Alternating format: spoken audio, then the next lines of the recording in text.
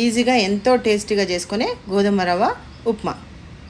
Cooker వేసి పెట్టి దాంట్లో కొంచెం ఆయిల్ వేసుకున్నాక మినపప్పు, శనగపప్పు, ఆవాలు వేగిన తర్వాత ఉల్లిపాయలు, పచ్చిమిరపకాయలు అవి వేసి 1 నిమిషం పాటు వేయించి దాంట్లో కరివేపాకు వేసుకొని సాల్ట్ వేసేసుకుంటే తొందరగా మగ్గిపోతాయి కాబట్టి ఫస్ట్ సాల్ట్ వేసుకొని 1 గ్లాస్ రవ్వకి 2 గ్లాసులు వేడి చేసిన నీళ్లు వేసామనుకోండి పర్ఫెక్ట్గా పొడి పొడిగా అవుతుంది.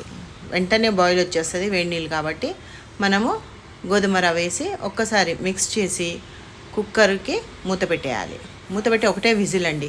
పర్ఫెక్ట్గా ఒక విజిల్ వచ్చిందంటే సిమ్ చేసి మొత్తం ఆవిరిపోయినాక తీస్తే చూసారు కదా ఇట్లా పొడి పొడిగా ఉంటుంది. ఇట్లా పలుకు లేకుండా పొడి పొడిగా ఉన్నందుకు ఎంతో రుచిగా ఉంటుందండి. ఈ మధ్య డయాబెటీస్ ఎక్కువ అయిపోయినాయి కాబట్టి గోధుమ రవ్వ తింటున్నారు. ఏదో ఉడకబెట్టి కాకుండా ఇలా లైట్గా ఆయిల్ వేసుకొని తిని పైన ఇంత నెయ్యి వేసుకుంటే చాలా బాగుంటుంది.